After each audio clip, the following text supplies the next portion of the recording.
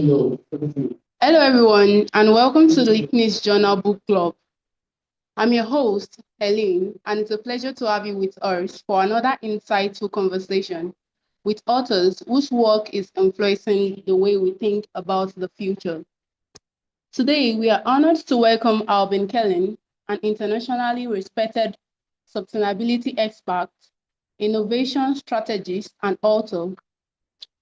With more than 3 decades of experience, driving industrial transformation, Albin has become a leading voice in the field of circular economy, cradle-to-cradle innovation, and sustainable business development. Throughout his distinguished career, he has advised organizations on creating regenerative systems while earning international recognition for excellences in innovation, management, and sustainability leadership. His latest book, From Rebel to Radical Innovator, Leading the Transformation Through Circularity, presents a practical and inspiring vision for reshaping industries through circular thinking. It challenges organizations to move beyond traditional linear business model and embrace systems that generate lasting environmental, social, and economic value. Albin, welcome to the LITNIX Journal Book Club. It's a pleasure to have you here with us. Welcome. Thank you for the invitation. I'm happy to join you today.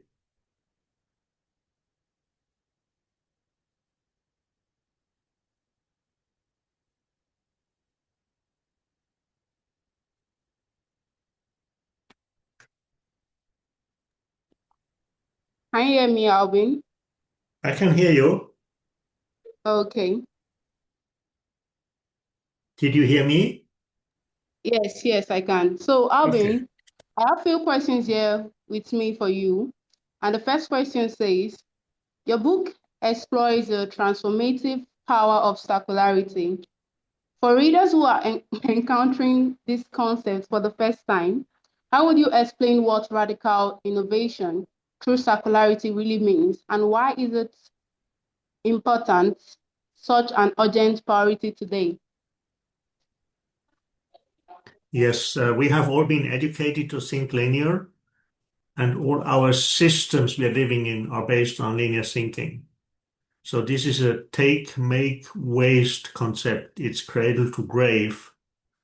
We are destroying resources. Most of the resources have lower quality because we are recycling, which is downcycling, and most are even toxic.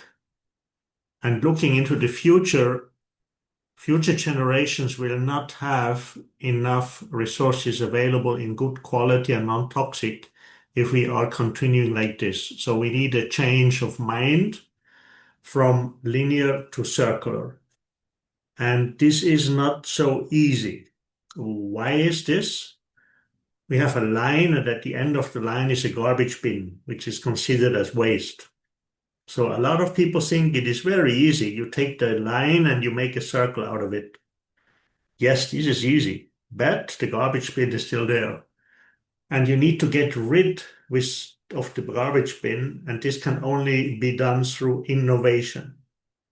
So we need innovation on product level for circularity and for material health, that they are non-toxic for humans and the environment. That means the design of products need to be changed entirely. But this is not sufficient because as well the systems we are living in are based on linear thinking, and the systems are landfill, incinerator, recycling, which is downcycling. So we need to establish new systems where the consumers can return the goods and the goods can be dismantled, and the resources which are in good quality and non-toxic can be returned back into the supply chain. So therefore, we call it a radical innovation.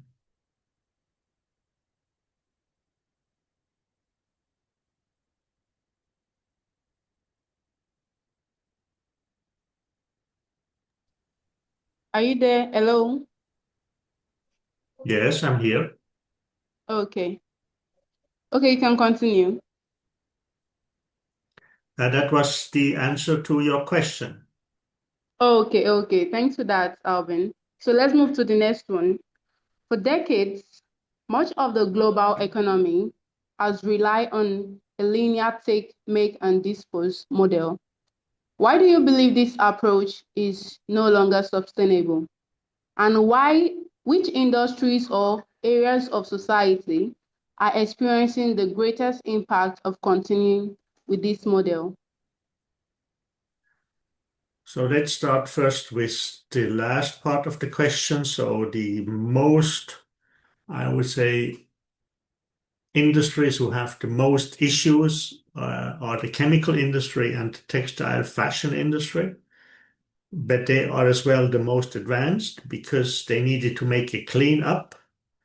And today they really made, green chemistry. They are making textiles which are really material healthy, safe, and as well for circularity ready, and as well fashion. So that's available still in small quantities, but it's available. And to the first part of the question, yes, it is fundamentally necessary that we are changing the concept to a transformation from a linear business to a circular business because the current system has no future.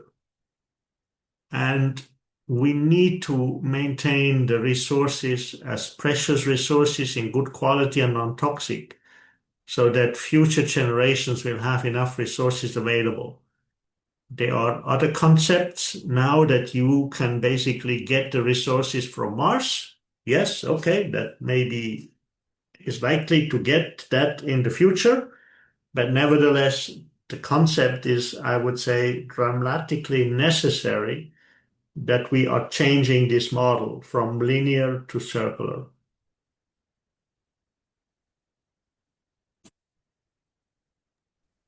Oh, wow. Thanks for that educating response, Albin.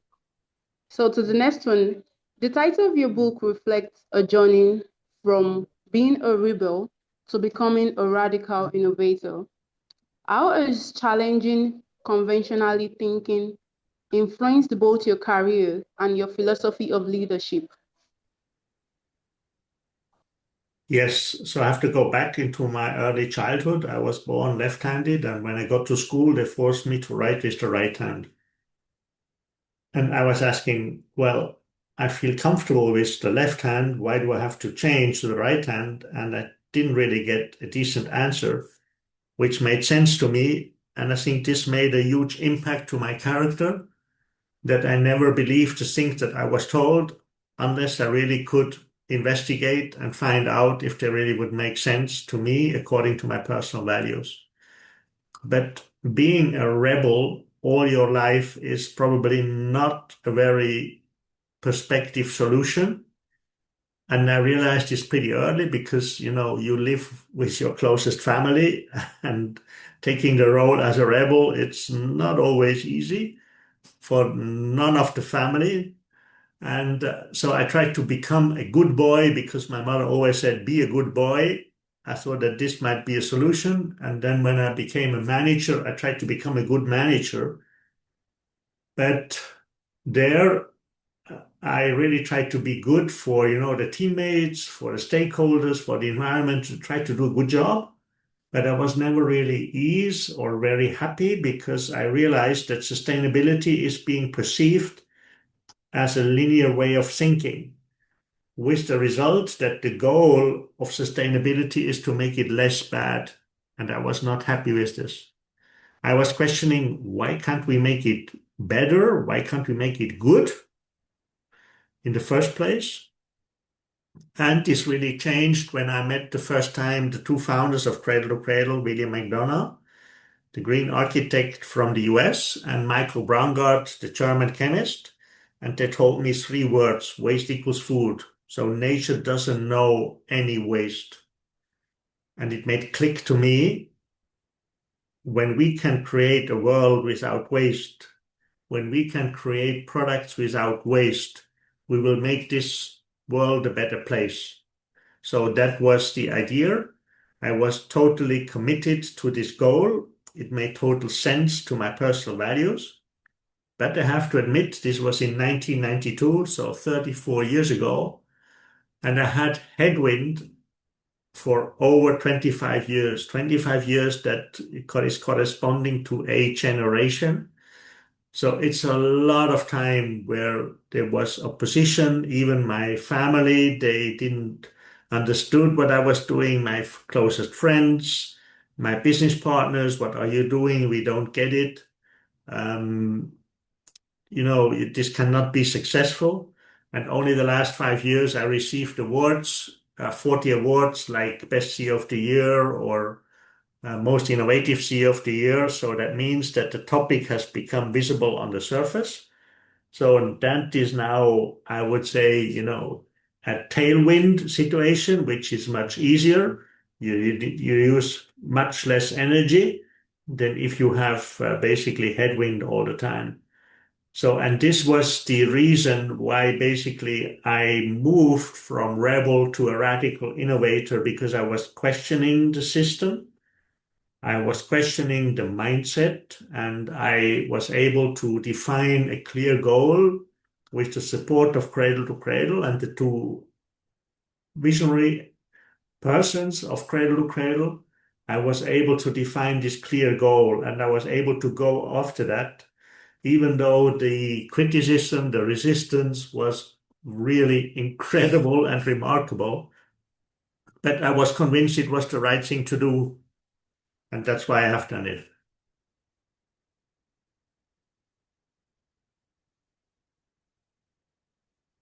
Oh, thanks for that insightful response, Alvin. So, Alvin, can you share examples of organizations or industries that have successfully implemented circular economic principle and achieved meaningful results? Yes, so what you have to understand, so what is, from the manager's point of view, a linear business is based on control. So every change you need to check, you need to control. The control amount are enormous. And the leadership is top down. If you're working within a circular concept, this is not applicable. It doesn't work because we have to deal with networks, and we call it a network of trust. So you're looking into the supply chain, tier one, tier two, tier three, tier four, tier five, tier six. So it's quite a number of companies.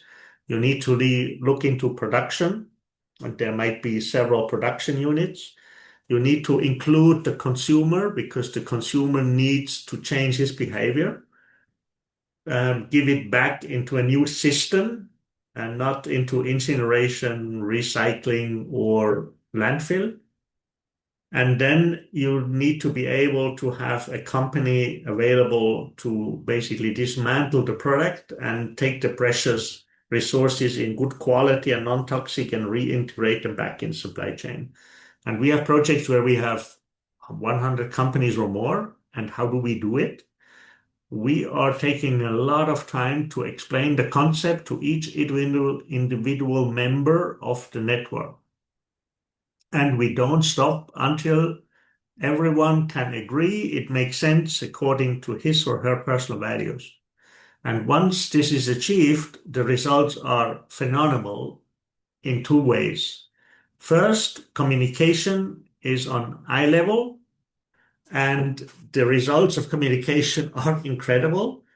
You don't have hidden agendas anymore. It is very spontaneous. It is direct. It is open. It is unseen before. And the motivation is granted because every member in the network agreed it makes sense according to his or her personal values. So that means the motivation is provided. So the results of these projects, it's unseen before. But from managers who are still remaining in the linear concept, they see this still critical. First, they say it's too much time that we use to inform all the network partners individually about the concept. This is not efficient. This is not going to pay off. And the killer argument is they call it complicated. and this basically is the killer, and then they stop it. But this is the important thing that we need to basically understand within the network of trust, okay, that we need to step together to really make this happening, and we need to include the consumer. That means no greenwashing is allowed. The consumer needs to receive information which is so qualified that he can judge if this system and if these products are really making sense to him to change his behavior and to return it back into a new and other system. And if the consumer is not going to participate, the project fails. So it's a risky thing. And this is why I have written the book. I was approached by an American publisher if I would write a book. I had no intention to. I was asking my wife and my daughter, what do you think if I would write a book? And I didn't got an answer. And about 2, 3 days later, I asked back, well, what do you think about the book? And they told me, yes, if you want to write your biography, it's up to you. Then go ahead. I said, no, I have another plan. I would like to give something back to society, to managers, to students, students studying economics, environmental engineering, environmental science, because they need an orientation. They need tools how to do this, for example, circular accounting, or a toolbox, how you can group products together to make it much more handleable and easier. And then there are 60 case studies. So the proof is there, 60 case studies, lighthouses, it can be done. Most of them are small and medium enterprises. Then there are some startup company stories included and some David Goliath.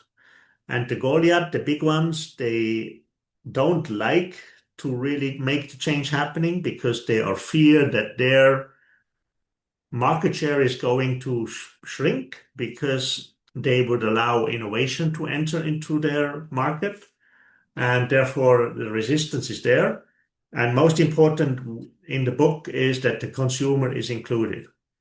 And when I look at the reviews on Goodreads, there are over 360 reviews. The average rating is 4.85, which is incredible. I never expected this to happen.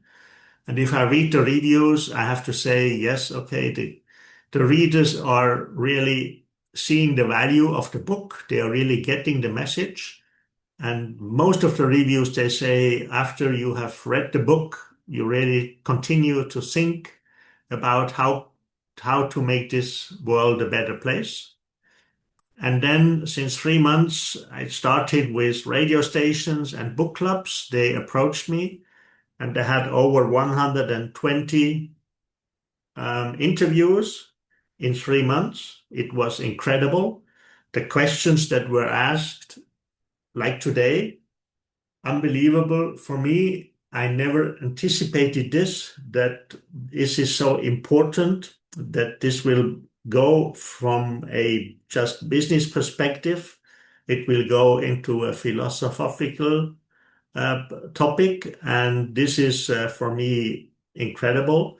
Then I started a meta campaign because we realized that through the book clubs and radio stations that there is a additional demand on additional material, especially for our managers, which they can use, like checklist and stuff like this. And yes, it costs some money, you have to invest, but it's now available on Facebook. So, it is growing now, and yes, I'm overwhelmed what is happening, and it's really exciting. Wow, that's so awesome, Albin. So, cradle to cradle thinking has remained central to your work for many years. Could you explain the philosophy and what distinguishes it from more traditional approach to sustainability? So what I try to explain on sustainability, this is being perceived linear with the goal of making it less bad. As well in science, there is a methodology called life cycle assessment, which is as well linear. And the goal is to make less environmental impact because you measure the environmental impact. And I think this is not enough. Okay, this is not sufficient because it is end of life concept. So there is waste at the end. And the goal should be for sustainability, how can we make it good? And as well for life cycle assessment, how can we achieve no environmental impact? So it's a totally different way of how to look at this. And I can explain it maybe in plastics as an example. So shoe soles, like for sneakers or for shoes, we are creating abrasion, okay, so microplastics. And the shoe soles that are being used today, the polymers are non-biodegradable and most of them are even toxic. So we are causing a problem because humans will inhale it and the environment will have a problem. And why is this? The scientists for life cycle assessment, they had to basically declare that they have never looked at microplastics or bottles in the sea because it's waste. You don't look at this in a linear concept.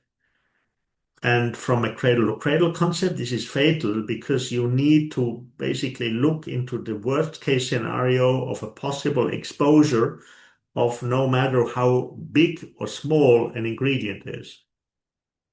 So within a cradle-to-cradle scenario, you take the shoe or the sneakers and you build a shoe sole because you cannot avoid abrasion. It will happen when you walk and when you run.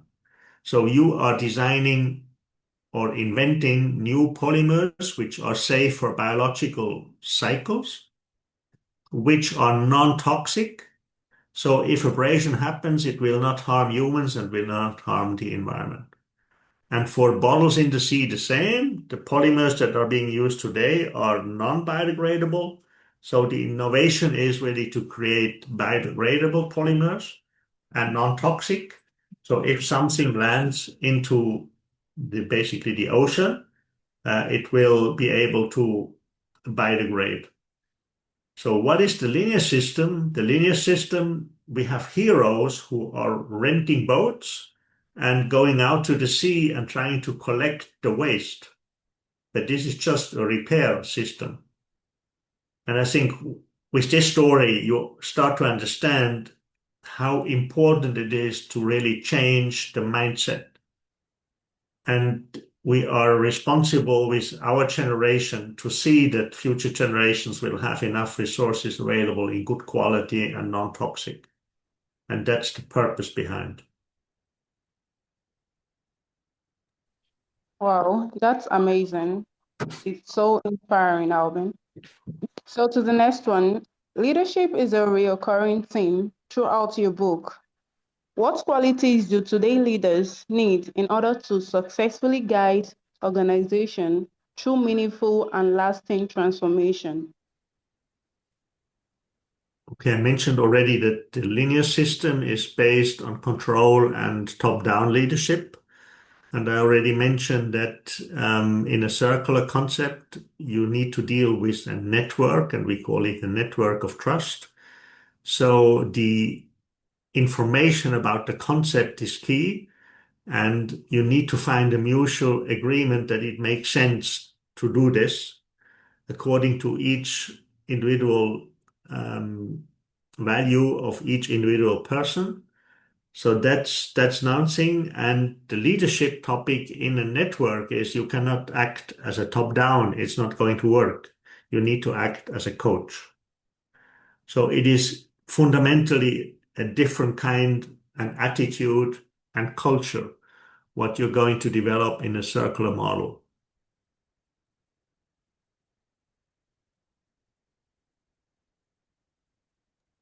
Wow, thanks for that. That's absolutely great. So, Albin, beyond governments and businesses, consumers also influence change. What roles do individuals play in accelerating the transition toward a circular economy? Yes, I think I explained this already. If we are not successful to include the consumer so that the consumer can decide that for him it makes sense to take the products after the useful life is over and then return it back into a specific system which has been created for circularity. Um, if we don't, if we are not successful, that the consumer will change his behavior, the whole project will be a failure. So that's why the risk potential is quite severe.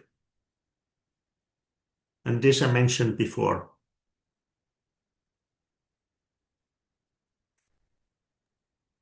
Wow, thanks for that, Albin. So, Albin, some executives still worry that investing in sustainability may reduce profitability. So, how would you respond to those concerns? Yes, as a manager, you need to prove it's economical feasible. But how can you do this with an accounting system which is based on linear thinking? And already when I made the first product in the world in 1992, according Cradle to Cradle, I invented some environmental accounting methodologies, and I was telling in public, accounting is not telling the truth. I was not very much liked about this statement, but today we call it circle accounting. And what is the topic? In a linear accounting, it's the waste model. So the waste is not being counted as a value, but what is counted are the cost for logistics and maybe the cost of processes in incineration, in landfill, and in recycling. But that's it. And in a circular model, you need to give to the resources a value. And therefore, now you understand, we require that the resources have a good quality and are non-toxic, because then they have the largest value. If resources will be toxic, then we lose the value. So therefore, you can basically prove that this kind of concepts will really be very profitable, maybe even more profitable that the linear business model has even been able to anticipate. So it's a game changer.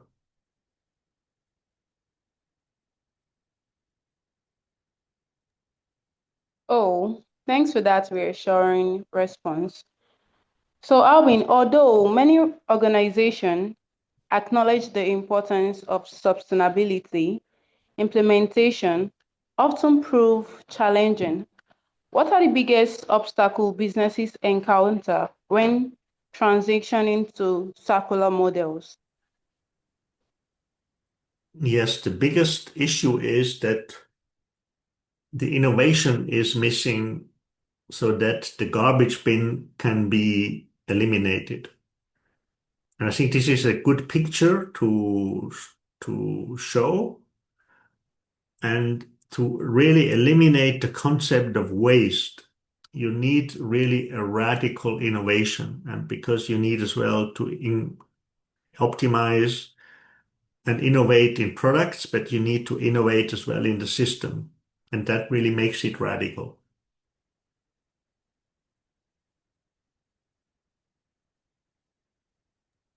Well, thanks for that, Alvin. So, Alvin, looking at the global landscape today, how would you describe the current progress of the circular economy? Are we witnessing a genuine transformation, or we are still in the early stages? Yes, I think we are still in the early stages. Even I have now 34 years of experience, but it will become legislation in the European countries. And on the material health topics, it is already showing good results in the global aspect, so in Asia and the US and in Europe. And I can give you an example. PFAS, so forever chemicals, they are everywhere. There are now big discussions in the US, in Asia, and Europe to ban forever chemicals. So this is really something I would say extraordinary. So the thing is moving now. I would say the groundwork has been done. So now the question is, how can we really make it big, make it mainstream?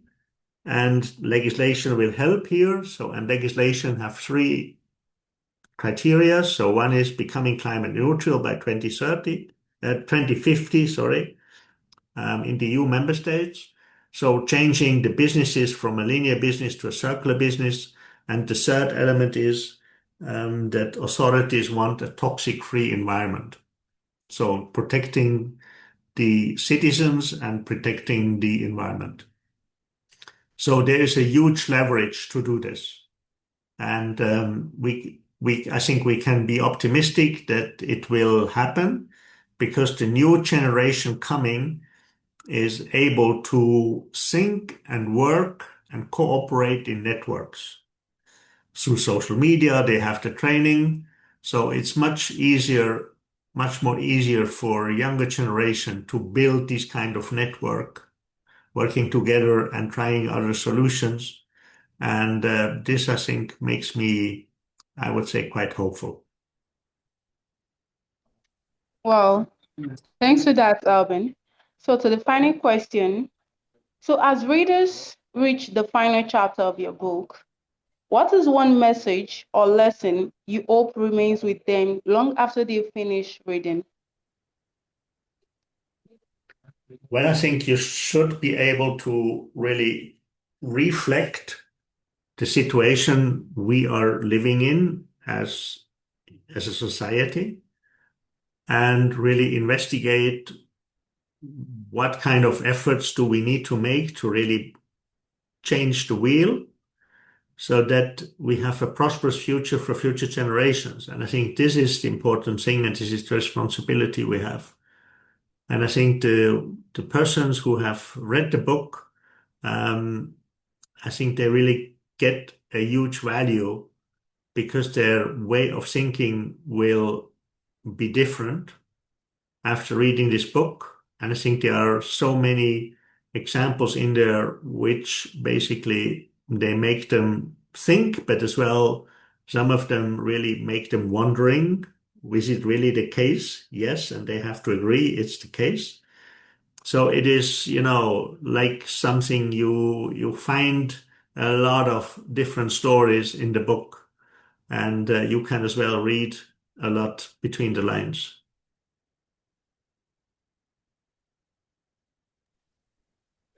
Thanks for that, Albin. So we've come to the end of the session, and thank you for sharing your experience, knowledge, and thoughtful perspective with us today. Your book, From Rebel to Radical Innovator, Leading the Transformation Through Circularity, provides a compelling roadmap for organizations seeking to embrace innovation, sustainability, and responsible leadership.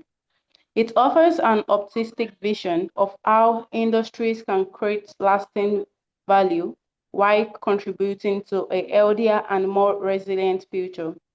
Thank you so much for joining us on the LITNIX Journal Book Club. And to everyone listening or hearing, thank you for spending your time with us.